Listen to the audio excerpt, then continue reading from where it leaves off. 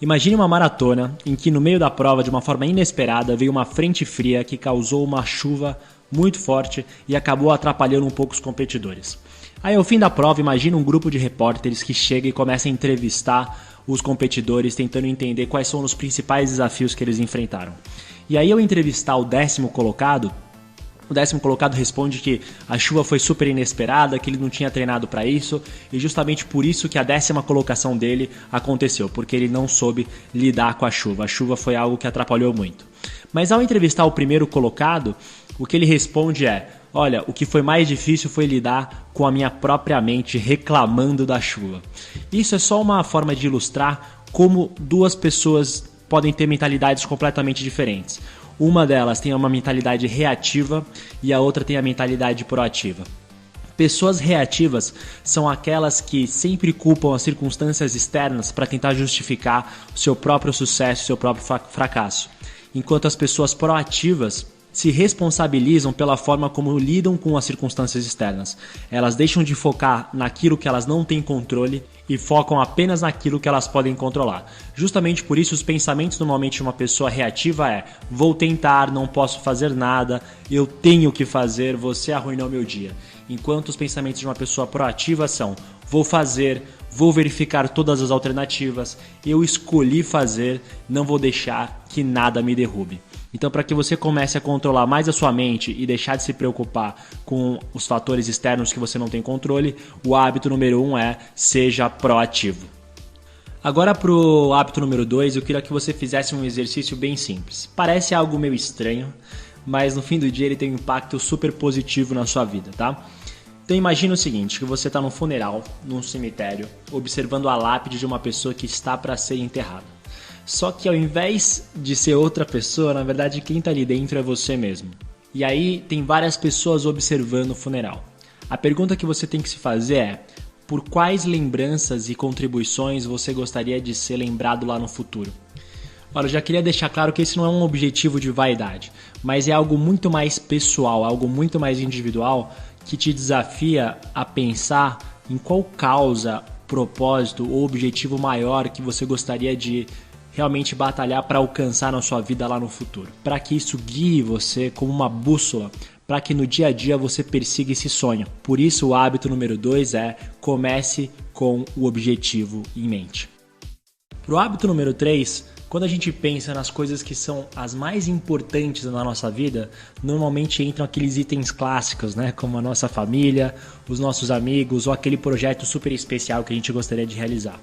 Mas ao mesmo tempo a gente acaba gastando também muito tempo em outras atividades que nem são tão importantes ou que não têm o mesmo grau de prioridade como essas que eu acabei de lembrar. Por isso, o hábito número 3 é simples, é mais uma lembrança para que a gente sempre dedique a maior parte do nosso tempo para cultivar e manter tudo aquilo que a gente considera mais valioso na nossa vida. Então, justamente por isso, o hábito número 3 é: primeiro, o mais importante. Para ilustrar o hábito número 4, eu queria trazer aqui uma técnica que é cada vez mais utilizada pelos youtubers, tanto no Brasil quanto fora, para aumentar o alcance de seus canais. O que eles fazem é o seguinte: 2 canais criam uma parceria, em que eles criam um conteúdo compartilhado, e aí ao final de cada um dos seus vídeos, eles deixam um link para que os seus seguidores conheçam o canal do outro parceiro.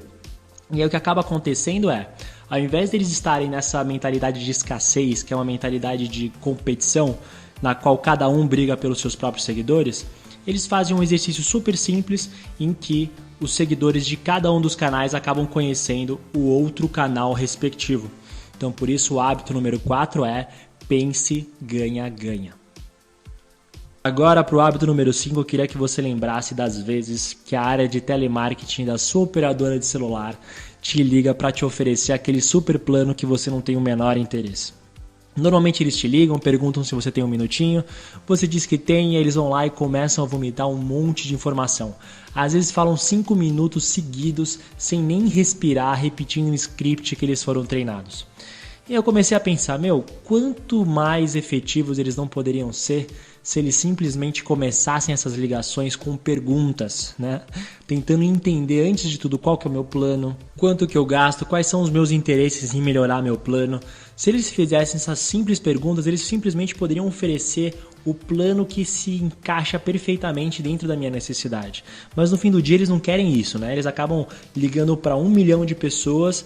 Eles oferecem a mesma coisa para todo mundo que tem necessidades diferentes e eles acabam tendo uma efetividade mínima. Então o hábito número 5 é: procure antes compreender para depois ser compreendido. Agora imagine uma casa em que a dona fez 3 hambúrgueres e deixou em cima da pia. Só que ela tem 2 cachorros que estão super interessados em conseguir alcançar esses hambúrgueres para comer.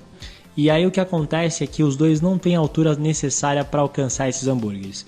Então, enquanto eles estiverem separados, a soma dos esforços deles vão alcançar um resultado que é exatamente de 0 sanduíches.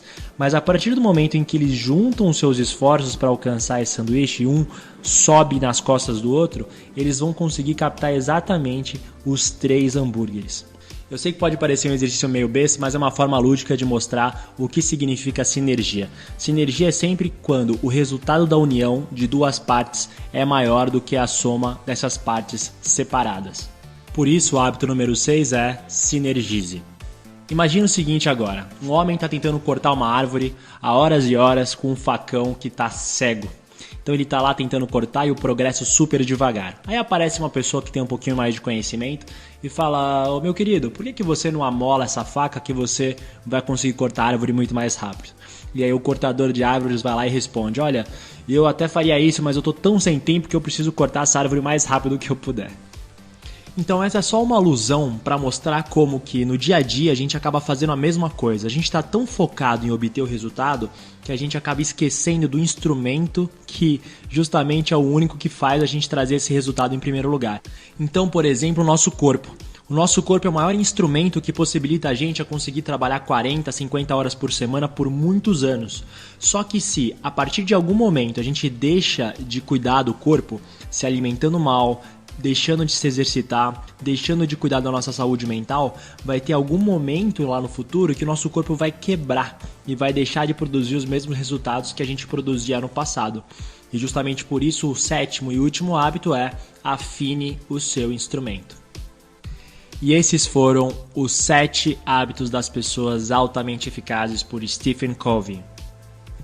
Bom pessoal, como vocês puderam ver, esse é apenas um resumo do resumo, uma forma simples e bem didática para você lembrar de todos os hábitos, mas eu já digo, dentro do livro oficial, o Stephen ele ensina você a conseguir incorporar todos esses hábitos de uma forma bem detalhada, tanto na área de negócios quanto na área pessoal. E por isso que eu recomendo que você leia o livro na íntegra, clicando aqui no link da descrição do vídeo.